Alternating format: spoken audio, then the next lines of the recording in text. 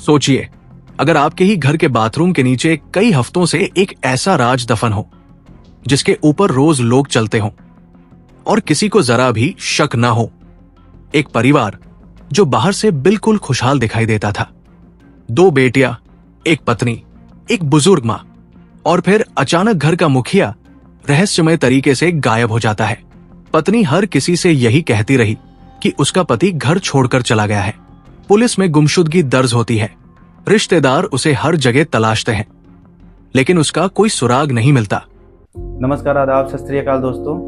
एक बार फिर आप लोगों का स्वागत है द हिडन ट्रूथ कहानी के इस एपिसोड में।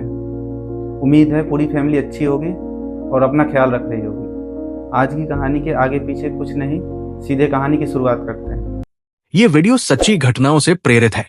इसका उद्देश्य किसी की भावनाओं को ठेस पहुंचाना नहीं, बल्कि समाज में बढ़ते अपराधों के प्रति जागरूकता फैलाना है। हम किसी भी प्रकार की हिंसा का समर्थन नहीं करते। राजस्थान के भरतपुर शहर के रंजीत नगर कॉलोनी में राधेश्याम शर्मा अपने पूरे परिवार के साथ रहते थे। परिवार में उनकी पत्नी कमला शर्मा और 2 बेटे थे।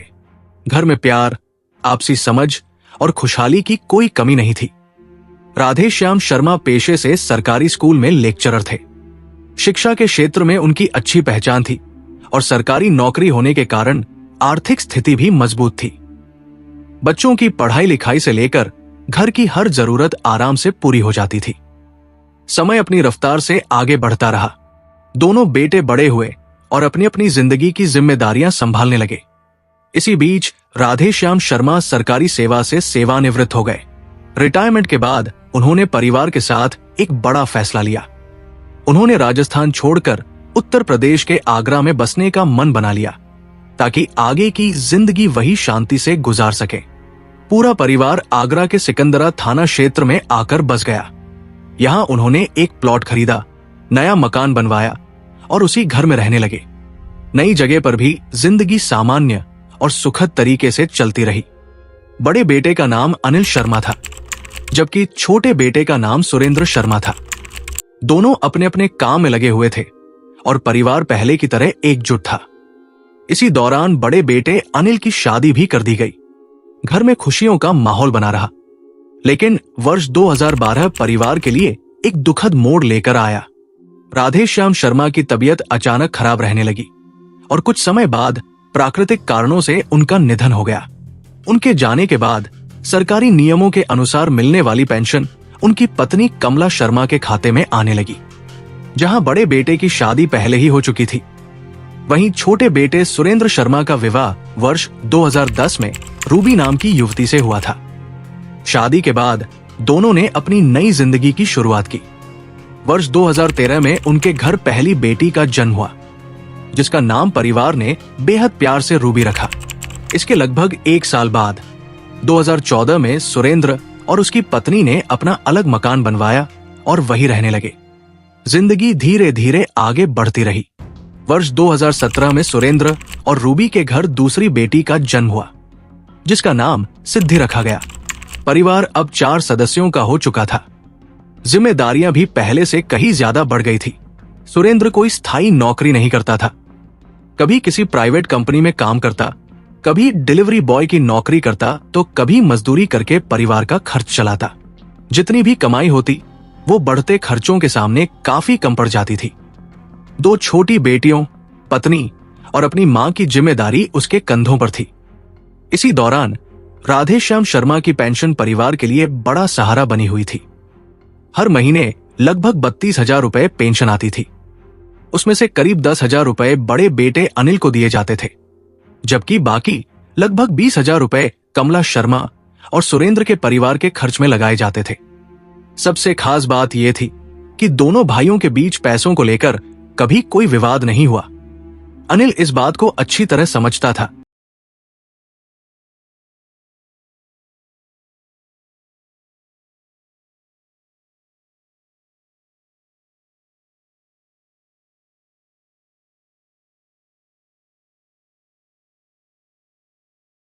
वजह नहीं थी। बाहर से देखने पर यह एक ऐसा परिवार था जिसकी जिंदगी पूरी तरह सामान्य और खुशहाल नजर आती थी।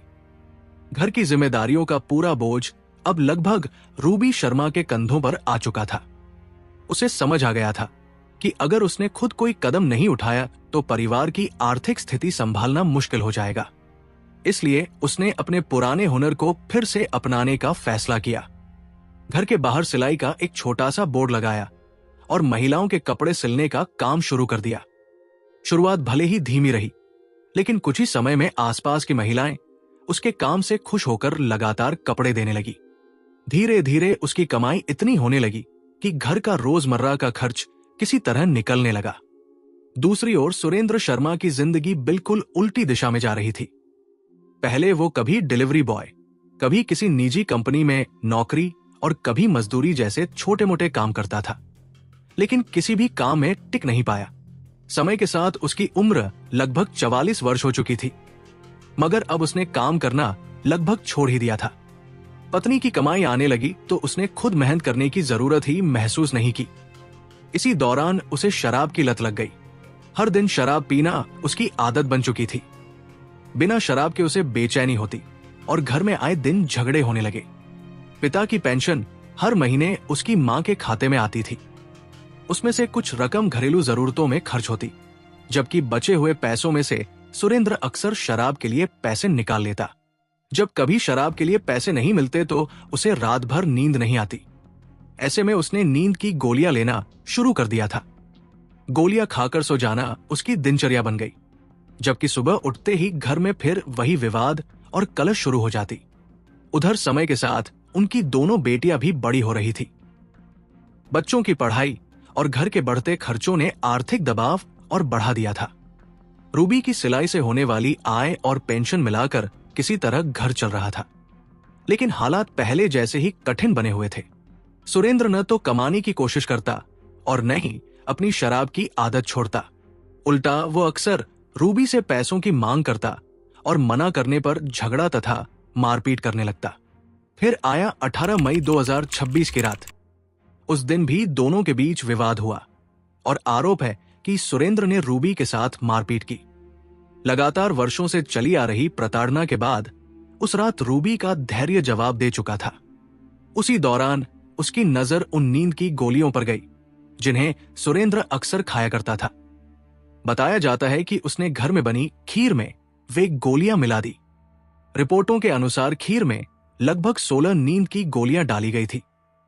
गोलियां पूरी तरह घोलने के बाद उसने वही खीर सुरेंद्र को खाने के लिए दे दी। खीर खाने के कुछ समय बाद सुरेंद्र सोने चला गया और रात सामान्य तरीके से बीत गई। अगली सुबह रूबी रोज की तरह उठी, घर का सारा काम निपटाया और फिर सुरेंद्र को जगाने पहुंची। उसने कई बार आवाज लगाई, हिलाकर उठाने की कोशिश की, लेकिन सुरेंद्र की कोई प्रतिक्रिया नहीं हुई। काफी प्रयास के बाद उसे एहसास हुआ कि सुरेंद्र अब इस दुनिया में नहीं रहा। यह देखकर रूबी घबरा गई। उसे लगा कि गुस्से में उठाया गया उसका कदम अब एक बड़ी त्रासदी में बदल चुका है। लेकिन यहीं से कहानी ने नया मोड़ लिया।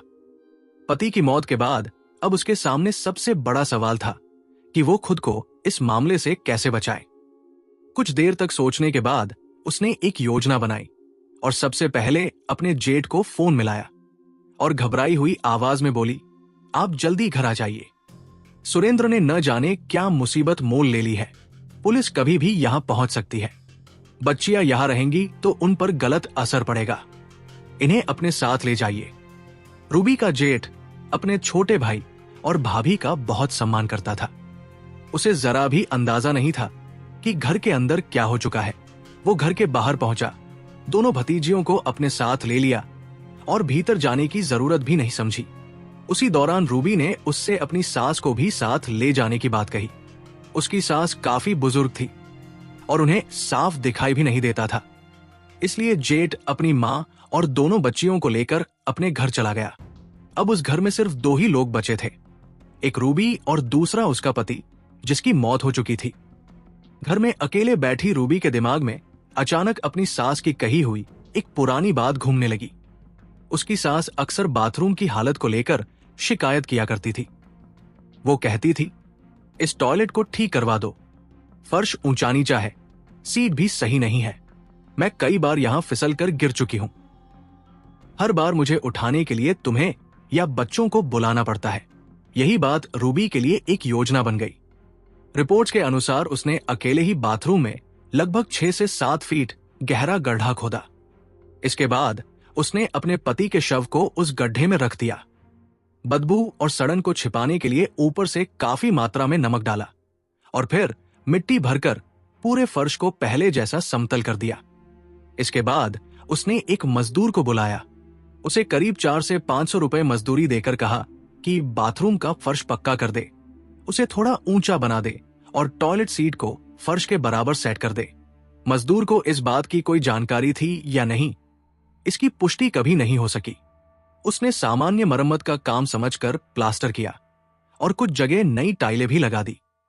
करीब 2 दिन तक रूबी इंतजार करती रही ताकि नया बना फर्श पूरी तरह सूख जाए और किसी को कोई शक न हो।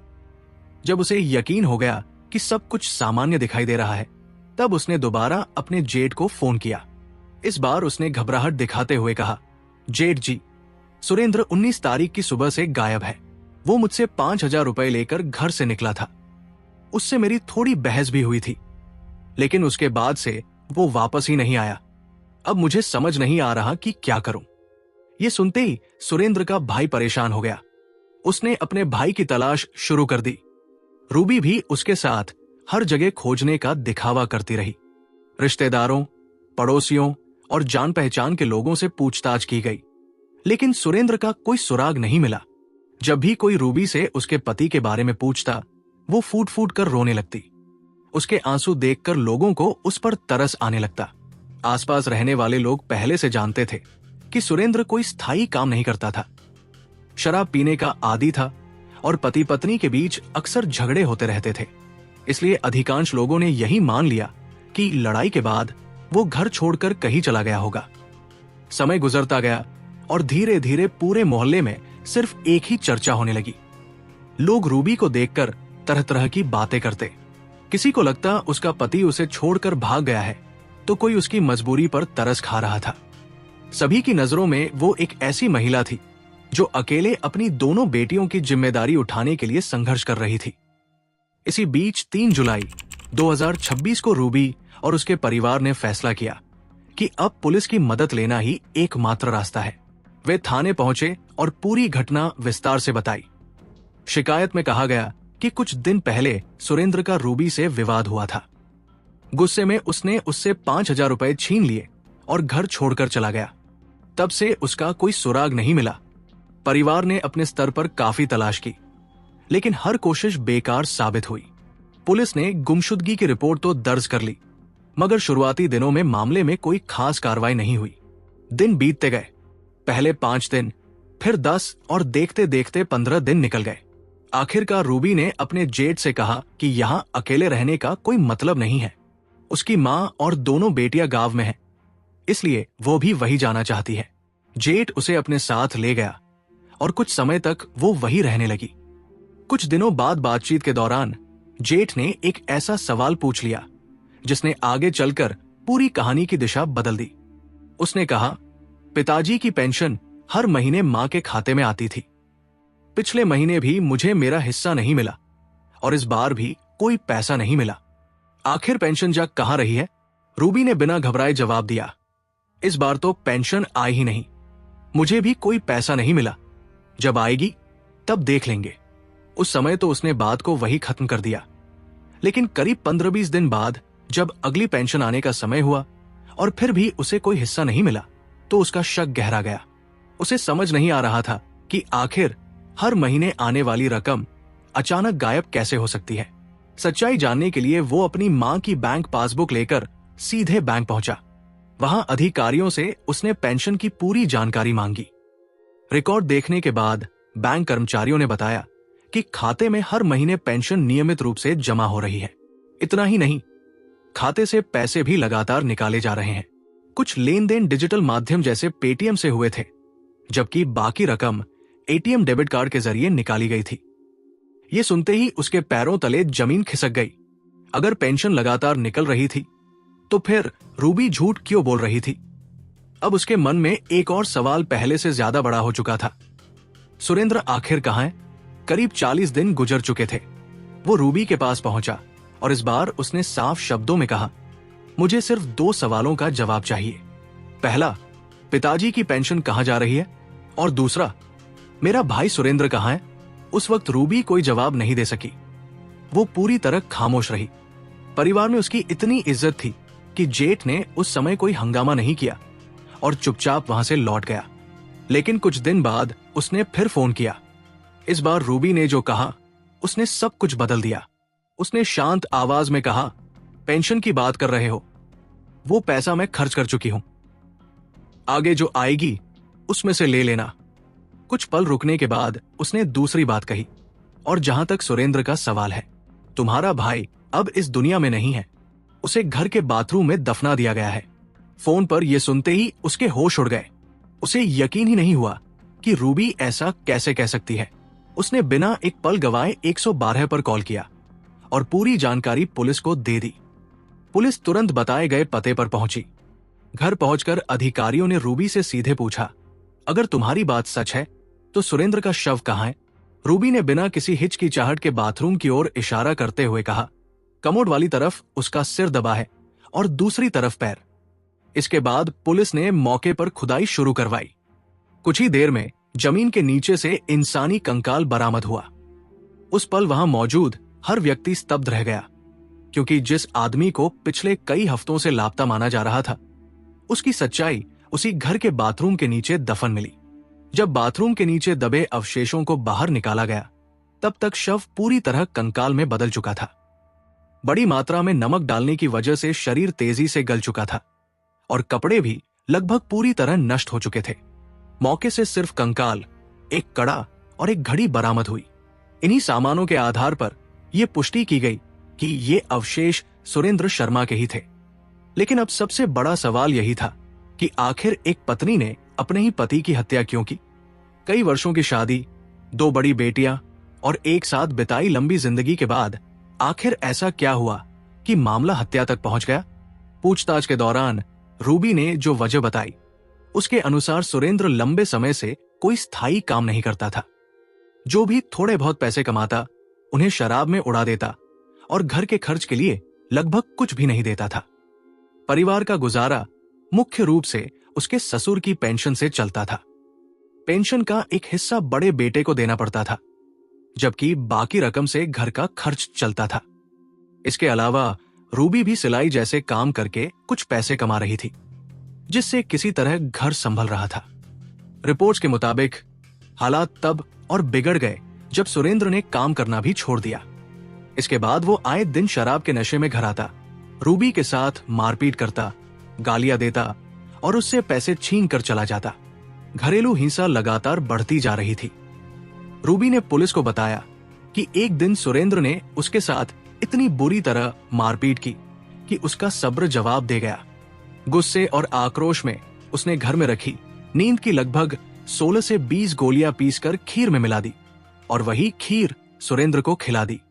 अगली सुबह जब उसने सुरेंद्र को जगाने की कोशिश की तो वो उठ ही नहीं पाया।